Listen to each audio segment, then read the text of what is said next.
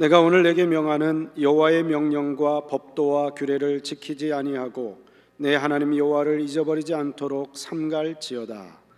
내가 먹어서 배부르고 아름다운 집을 짓고 거주하게 되며 또 내 소와 양이 번성하며 내 은금이 증식되며 내 소유가 다 풍부하게 될 때에 내 마음이 교만하여 내 하나님 여호와를 잊어버릴까 염려하노라. 여호와는 너를 애굽 땅 종되었던 집에서 이끌어내시고 너를 인도하여 그 광대하고 위험한 광야 곧 불뱀과 전갈이 있고 물이 없는 간조한 땅을 지나게 하셨으며 또 너를 위하여 단단한 반석에서 물을 내셨으며 내 조상들도 알지 못하던 만나를 광야에서 내게 먹이셨나니 이는 다 너를 낮추시며 너를 시험하사 마침내 내게 복을 주려 하심이었느니라. 그러나 내가 마음에 이르기를 내 능력과 내 손의 힘으로 내가 이 재물을 얻었다 말할 것이라. 내 하나님 여호와를 기억하라. 그가 내게 재물 얻을 능력을 주셨음이라. 이같이 하심은 내 조상들에게 맹세하신 언약을 오늘과 같이 이루려 하심이니라. 내가 만일 내 하나님 여호와를 잊어버리고 다른 신들을 따라 그들을 섬기며 그들에게 절하면 내가 너희에게 증거하노니 너희가 반드시 멸망할 것이라. 여호와께서 너희 앞에서 멸망시키신 민족들 같이 너희도 멸망하리니 이는 너희가 너희의 하나님 여호와의 소리를 청종하지 아니함이니라. 아멘. 젊었을 때는 몰랐는데 나이가 들면 들수록 깨닫는 것이 있습니다. 예전에는 암이 무서웠고 큰 질병이 무서웠는데 나이가 들면서 무서운 것은 암도 아니고 질병도 아니고 치매가 무섭다는 걸 알았습니다. 예전엔 저도 이름을 외운다면 아주 이름을 잘 외웠는데 이름을 깜빡깜빡해요. 또 며칠 전에 알았던 것도 잊고 살 때가 많습니다. 제가 가까이 아는 목사님은 어머님이 참 총명하시고 공부도 많이 하시고 뛰어난 분이셨는데 나이가 많이 들면서 치매에 걸리셨어요. 그래서 손자, 손녀는 학교 가고 아들 내부는 목회하러 신방하러 가면 어머니께서 집 앞에 앉아 있다가 나섰다가 집을 잊어버린 거예요. 한두 번이 아니었는데 계속 그렇게 심하게 되게 되고 오늘 아들을 보고 아저씨라 부르게 되고 며느리를 아주머니라 하면서 심각한 가운데 있었습니다. 그래서 고민하다가 요양원에 좀 보내야 되지 않겠나 그렇게 생각했는데 요양원에 보려고 하니까 교인들이 목사님이 어머니를 버렸다, 요양원에 버린다는 말 때문에 가슴이 아파진 거예요. 그때 대학 다니는 딸이 그러더랍니다. 아빠, 뭐가 제일 할머니를 위해서 이해한 것인지 생각해 보세요.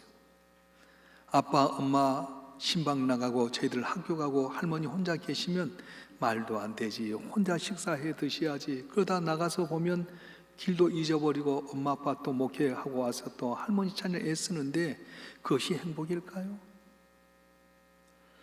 엄마 아빠 생각해 보세요. 할머니가 가장 좋은 걸 뭘까요? 그걸 생각하세요. 교인들 이야기 듣지 마세요.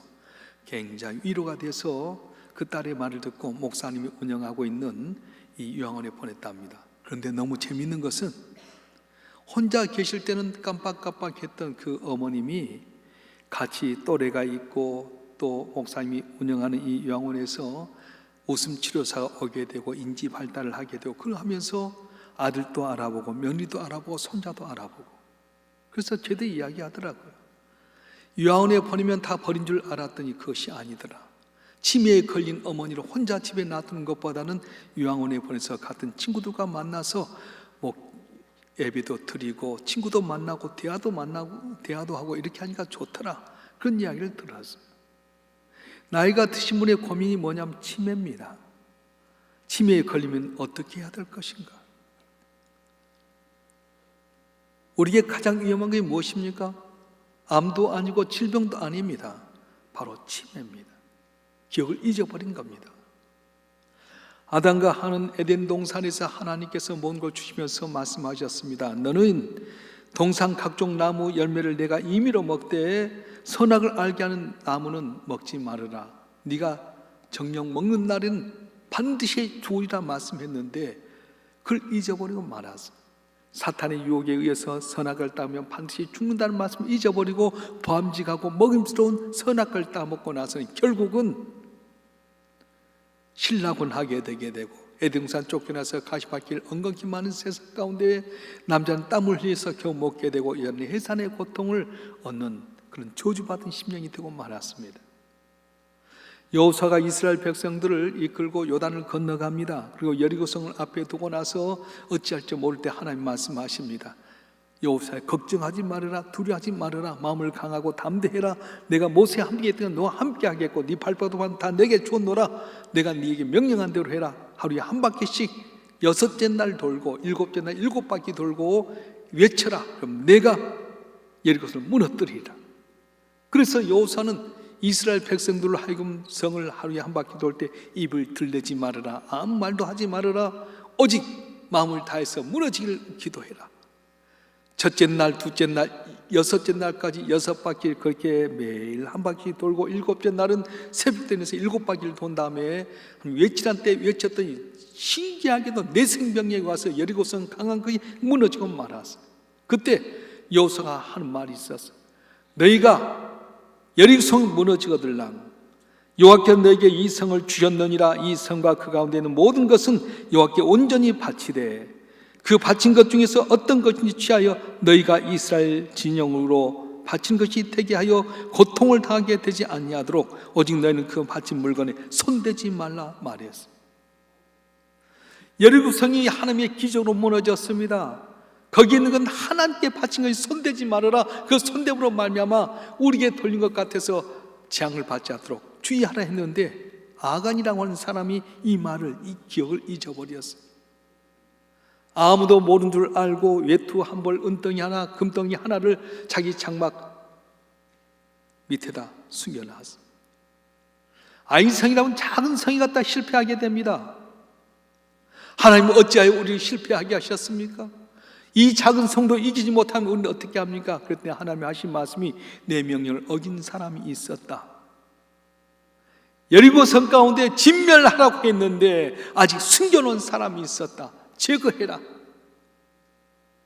제비뽑기에서 보니까 이 아간이 걸리게 되고 아간이 실토하면서 그 가족을 다 놔두고 돌로 쳐서 죽였습니다. 그것이 바로 아골골짜기입니다. 왜 우리가 잊어버린 겁니까? 자기 중도 생각하다 보니까 쉽게 잊어버립니다. 그런데 잊어버려도 잊어서는 안 된 것인데 뭐냐? 하나님을 잊어서는 안 된다는 것입니다. 하나님께 내게 명령하신 말씀을 잊어서는 안 되고 그분이 내게 주셨던 은혜를 잊지 말라고 말씀하는 겁니다. 세계적인 골퍼요, 골프의 재앙이라고 불러오는 잭 니콜라우스라는 분이 있는데 이분이 골프 강좌를 하면서 그런 말씀을 했어요. 프로 골프와 일본 골퍼의 차이는 일반 골프 치는 아마추어는 별로 차이가 없답니다. 오히려 아마추어가 골프를 더 힘차게 잘 칠 수가 있다는 겁니다. 그런데 차이는 어디 있느냐? 바로 생각, 기억력이 있다는 겁니다. 프로들은 골프채를 해줄 때 딱 치면서 내가 어느 장소에서 잘못했구나, 어떻게 힘을 줘야 될 때는 못했구나 알아서 다음에 칠 때는 그 기억을 가지고 골프를 하다 보니까 점차 잘하게 되는데 아마추어들은 어떻게 하냐? 골프를 치던 마구잡이 치는 거예요. 치고 나서 뭐가 잘 됐는지 잘못인지 모릅니다. 그날따라 골프가 안 되면 아침에 나올 때 마누라가 바가지를 그려서 그렇다, 날씨가 좋지 않다, 골프장에 잔디가 좋지 않다 핑계를 댄다 합니다. 그런데 이 프로들은 이 잔디장에 대해서도 아주 이렇게 잘 적응력을 갖는다는 거예요. 그래서 내일 골프를 한다면 이 선수들은 그 전날 와서 골프장에서 살펴봅니다. 어디가 언덕이 더 높은가, 어디가 굴곡이 쳤는가, 어디가 잔디가 두꺼운지, 어디가 얇은지를 산사시 살펴서 사진 뜻이 찍어가지고 그 자리에 가게 되면 골프를 거기에 맞게끔 친다는 거예요.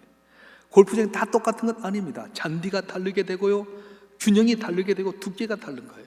그래서 우리가 볼 때는 골프 툭 치면 들어갈 것 같은데도 불구하고 중이면 뺑 들어서 들어간 거 보면은 어떻게 철할 수 있을까? 그런데 전문가들은 거기 와서 골프장의 잔디를 보면서 언덕의 두께라든가 잔디의 두께를 보면서 기억했다 그렇게 치게 된다는 것입니다. 간단히 말하면 프로 골프와 아마추어 골프의 차이가 무엇입니까? 생각의 차이라는 겁니다. 생각 없이 하면 안 되지만 생각하고 되면 잘 되게 돼 있다는 거예요. 우리 삶도 마찬가지입니다. 우리가 어떻게 할 때 잘 됐습니까? 어떻게 할 때 못 됐습니까? 행동주의 심리학자에 보면 스키너라고 하는 박사가 있었어요. 스키너 박스라고 하는 이 박스가 있는데, 이건 뭐냐면은 행동주의 심리학자인데 이렇게 어느 박스에다가 장치를 해놓고 그걸 달면 먹이가 나오게 만들었습니다. 쥐 한 마리를 집어였어요. 쥐가 막 놀다가 뭘 탁 건드렸더니 그럼 먹이가 나오는 거예요. 어디서 나왔지? 그럼 계속 돌다가 또 뭘 탁 건드리니까 또 먹이가 통 떨어졌어. 뭔가 있나 보다. 그럼 이것도 건드려보고 저것도 건드려보고, 그래서 뭘 눌리니까 먹을 것이 나오는구나. 그래서 이 스키너 박스를 통해서 인지의 변화를 이야기했어요. 이걸 눌리면 음식이 나오는구나. 그래서 배가 고플 때가 되면 그걸 건드리면 음식이 나왔어요. 그렇습니다. 내가 어쩔 때 성공했고 어쩔 때 실패한 줄 기억해야 됩니다. 근데 잊어버리고 가면 계속 내 삶이 실패하고 죽을 수밖에 없습니다. 오늘 본문의 말씀은 모세가 이스라엘 백성들에게 유언적으로 남기는 마지막 설교였습니다. 요단 동편에서 자기는 죽게 되게 됩니다. 이제 요단을 건너가서 저 가나안 땅에 가서 이스라엘 백성이 살아야 될 텐데, 어떻게 하면 너희가 잘 살게 되고 어떻게 하면 실패하게 되는지 너희는 여호와를 기억해라 말씀하는 겁니다. 오늘 본문의 말씀을 한마디로 요약한다면 신명기 8장은 기억하라는 말씀이에요. 가나안 땅에 들어가 사람을 기억해라. 광야 40년 동안 어쩔 때 하나님께 너에게 복을 주셨고 어쩔 때 너희가 심해든지 기억해라. 너희가 만약에 하나님의 말씀을 따르고 명령의 규례를 지키면 복을 받겠지만 그렇지 않냐고 하나님이 잊어버리고 네 힘대로 뜻대로 살면 멸망하리라 말씀하셨어요. 오늘 본문 11절에 보게 되면 내 하나님 여호와를 잊어버리지 않도록 삼갈지어다 말씀합니다. 그때 그 사람들이 그랬을 거예요. 아니, 우리가 하나님을 잊어버린다고요? 뭐 그럴 일이라고. 430년 동안 애굽 종노릇 하면서 그는 인간이야 칙을 받았습니다. 새벽부터 저녁까지 벽돌 이겨서 국고성을 쌓아야 되겠고, 아들 낳으면 날강에 던져 죽여야 되는 위기에 있을 때 하나님께서 모세를 통해서 10가지의 재앙을 나타내게 하고, 6월절의 역사처럼 이스라엘 백성들은 어려움이 없지만은 애굽의 장자들, 동물의 새끼까지 다 죽는 은혜로 기적적으로 출애굽을 하게 되었습니다. 앞에는 홍해 바다가 가로막고 뒤에는 애굽의 기병이 쫓아오는데 하나님께서 불길로 애굽의 기병을 막아주고 홍해 바다를 가르게 한 다음에 그들이 마른 땅까지 홍해를 건넜어요. 그런데 다 건너고 난 다음에 하나님께 불길을 딱 거두시니까 애굽의 기병이, 오늘날 전차 부대가 쫙 밀고 홍해 가운데 있을 때 덮어버렸어요. 그걸 봤지 않습니까? 먹을 것이 없대 자고 나면 만나를 주셨습니다. 고기가 먹고 싶은 동풀을 벌써 메추라를 주셨습니다. 목이 가랄 때는 반석에서 생수가 솟아나게 만들었습니다. 40년 동안 의복이 허지지 않고 발이 부르지 않게끔 만들었습니다. 특별히 광야에 나신 변덕이 많아서 새벽녘이 되면 너무 추우니까 그때는 불기둥으로 함께 하셔서 따뜻하게 해주시고, 대낮은 뜨거운 태양이 장렬할 때 구름기로 딱 막아주셔서 하나님이 함께 하신다는 표현을 주셨어요. 하나님이 함께 할 때는 그들의 부족함이 없었습니다. 환경은 어려웠지만은 먹을 것도 마실 것도 의복도 전혀 부족함이 있게 만들었습니다. 그래서 저는 기억하라고 말씀하는 겁니다. 신약의 시대에 오면 왜 예수님이 이 땅에 오셨습니까? 죄로 말미암아 저주받을 수 없는 우리를 위해서 하나님께서 아들 예수를 이 땅에 보내주셨어요. 가장 낮은 베들레헴 마구간에 태어나게 하셨고 30년 동안 어려운 일을 감당하면서 우리 사람들의 가장 어렵고 슬프고 고난당한 장면을 알으셔서 우리의 작은 신음만 해도 알고 고쳐주시고 회복해주신 그런 주님이셨어요. 십자가에 못 박혀 죽기까지 사랑하셨고 삶 안에 사셔서 40일 동안 저희들과 함께 계시면서 승천하면서 하셨던 말씀, 무슨 말씀이셨어요? 볼지어다 세상 끝날까지 내가 너희와 항상 함께 하겠다, 내가 너희와 동행하겠다 말씀하셨고, 마가의 다락방에서 함께 기도할 때 성령이 그들에게 임하심으로 말미암아서 성령이 함께 하시고 인도하시고 도와주셔서 복음이 증거되고 만난 놀라운 기적의 역사가 일어났던 거예요. 그렇습니다. 우리 환경이나 조건 내힘대로 할 수 없지만 주님이 함께하면 놀라운 기적의 역사가 일어나게 되는 것입니다. 할렐루야.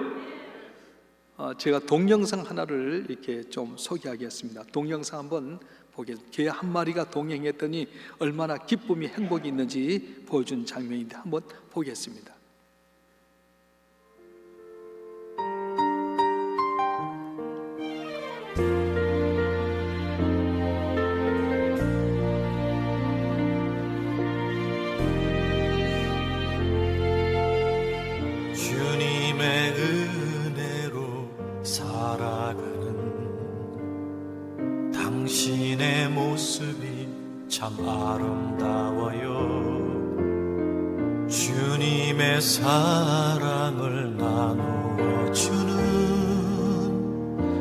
당신의 모습이 너무 아름다워요. 말씀에 순종하며 살아가는 당신의 믿음이 참 아름다워요. 주님이 맡긴 사명 감당자라는 당신의 모습이 너무 아름다워요. 하나님을 감동시키고 세상을 변화시키니 당신은 이 세상에 필요한 사람, 하나님이 좋아하는 사람. 당신 때문에 어두운 세상이 사랑으로 가득 차지요. 당신 때문에 하나님께서 더욱 영광 받으시지요.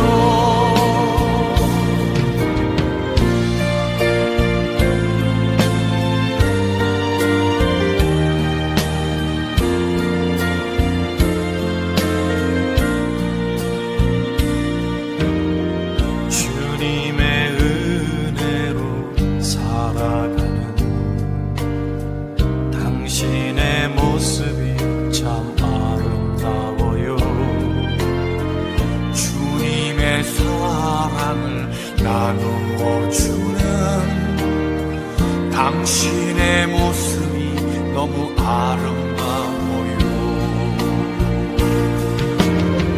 하나님을 감동시키고 세상을 변화시키니 당신은 이 세상에 필요한 사람, 하나님이 기뻐하는 사람. 은혜가 됐나요? 요새는 하도 개판이라고 하지만 지혜로운 개 한 마리 있으면 얼마나 기쁨이 있는지 몰라요. 개 한 마리가 도와줘도, 개 한 마리가 지혜 있어도 저렇게 좋은데 전능하신 하나님이 죄로 말미암아 죽을 수밖에 없고 우리는 죄악에서 멸망당할 수밖에 없는 우리를 위해서 하나밖에 없는 아들 이 땅에 보내주시고 보혜사 성령으로 함께 하니까 우리 삶이 행복하고 기쁨이 있고 복이 있는 거지, 항상 우리는 실수투성이밖에 안 된다는 것입니다. 뒤안길을 한번 돌이켜 보십시다. 올해 안에 코로나 팬데믹 때문에 다 힘들고 어려웠습니다. 경제도 힘들었습니다. 태풍, 폭풍 후 얼마나 많은 어려움이 있는데 그래도 우리가 여기까지 있는 거 어떻게 된 겁니까? 돕는 많은 손길이 있었습니다. 특별히 하나님의 은혜는 잊을 수가 없습니다. 소가 여물을 먹고 나서 계속해서 되새김질 하듯이 우리가 하나님의 은혜를 되새김질 해야 될 텐데 많은 사람들이 그러지 못하고 있습니다. 그렇기 때문에 하나님은 우리에게 복을 예비하셨는데도 불구하고 복을 받지 못하는 것입니다. 금은 아무 곳에나 있지 않습니다. 땅 깊숙한 곳에 파야만이 금이 나오는 것처럼 내가 노력하고 힘쓰고 기도한 사람만이 감사할 수 있게 되는 겁니다. 감사가 별것 아닌 것 같지만요, 새 날개가 없이는 날지 못하는 것처럼 우리 성도들은 아무것도 아닌 감사하지만 이 감사할 때 하나님의 은혜가 임하게 되고 복을 받게 되고 담을 넘게 되는 것이에요. 할렐루야.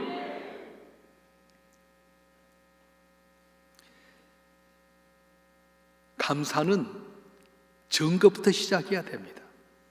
큰 것부터 감사를 찾려면 감사할 것이 없습니다. 큰 것만 보면 감사하기가 어렵습니다. 작은 것에도 감사할 수 있어야 됩니다.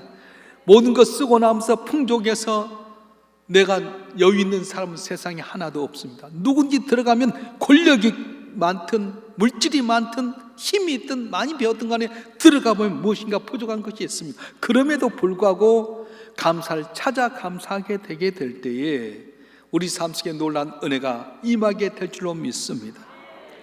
다윗 왕은 하나님께 복을 받은 왕입니다. 역대상 29장 28절에 보게 되면 다윗은 40년 왕위에 제위하였으며 나이 많아 늙도록 부귀하고 존귀하다가 죽음에 가들 솔로몬이 대신하여 왕이 되니라 말씀하셨어요. 그런데 이토록 복을 받기까지는 다윗이 두 가지를 잘했는데, 첫째는 겸손했습니다. 나는 목동이었는데 하나님의 은혜로 내가 이렇게 왕이 되었구나. 그래서 목동이었을 때를 잊지 않냐고 언제나 겸손했어요. 두 번째는 감사했어요.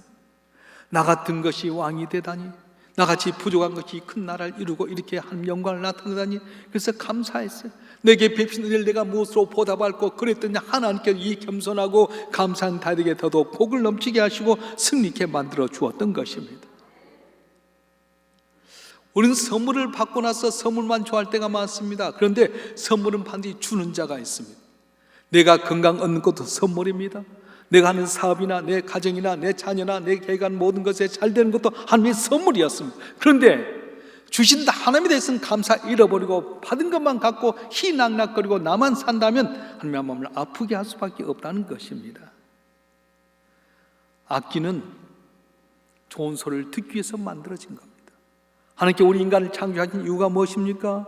우리에게 베푸신 하나님의 은혜를 기억하고 하나님께 감사하고 찬송하기 위해서 하나님께서 만드셨는데, 내가 받은 것이 너무도 많은데도 불구하고 감사하지 못하면 하나님 마음을 섭섭하게 하는 것입니다. 사랑하는 성도 여러분, 감사는 결코 말만이 아닙니다. 인격입니다. 우리 영혼입니다. 동물은 감사할 수 없지만 사람은 감사할 수 있게끔 만들어졌습니다. 우리 인간이 어떤 삶인가 하는 그 하는 사람의 감사하는 정도, 감사의 수준에 있다고 말씀하는 거예요. 그래서 우리 교회는 언젠가부터 하루의 감사를 이야기했어요. 추수감사주일이 되면 우리가 1년에 365일 하루에 1,000원의 감사해보자. 우리 가족이 하루에 받는 은혜가 1,000원짜리도 안 될까요? 생각해 보십시다. 밖에 나가서 누가 밥 먹는 데는 수십만 원씩 쓰게 되고 놀러 간 데는 돈 아끼지 아니하면서 하나님께 베푸신 은혜에 대해서는 너무 인색하지는 않습니다. 그러니까 주님께서 복 주시려 해도 복받지 못할 때가 너무 많다는 것입니다. 추수감사주일은 너희는 기억해라. 너희가 이렇게 열매를 많이 맺게 된 것이 누구 때문인지 기억하고 너희는 하나님께 감사라고 말씀하셨습니다. 이번 추수감사주일 우리 환경이 힘들고 어렵다 할지라도 감사를 회복함으로 말미암아, 작은 것부터 감사를 회복함으로 말미암아 더더욱 많은 것으로 은혜 받는 여러분 되길 주님으로 축원합니다. 축원합니다. 제가 읽던 글 가운데 감동이 된 글 하나 소개하고 말씀 마치려고 합니다. 당신이 오늘 건강에 일어나 주일 예배에 참석하였다면 이번 주에 죽은 100만 명보다 더 축복받은 사람입니다. 당신이 배고픔을 면하고 있다면 이 세상 사람 중 5억 명의 사람보다 더 축복받은 사람입니다. 당신이 비를 피할 수 있는 곳, 잠잘 수 있는 집이 있다면 이 세상 사람들의 75%보다 더 축복받은 사람입니다. 당신의 은행에 그리고 지갑에 약간의 돈이 있다고 한다면 이 세상의 8% 아내들은 부자의 축복을 받는 사람입니다. 당신이 글을 읽을 수 있다면 지금 글을 모르는 20억 명의 사람보다 더 축복받는 사람입니다. 사랑하는 성도 여러분, 인생은 속도보다도 방향이 더 중요합니다. 방향이 잘못되면 속도가 빠른 만큼 더 잘못되고 불행해지기 때문에 그렇습니다. 불평과 불만의 방향이 아니라 감사의 방향으로 나가서 감사함으로 말미암아 여러분 삶이 더욱더 윤택해지고 풍요롭고 한 영광을 나타내고 사람들에게 칭찬받는 귀한 삶이 되기를 주님으로 축원합니다.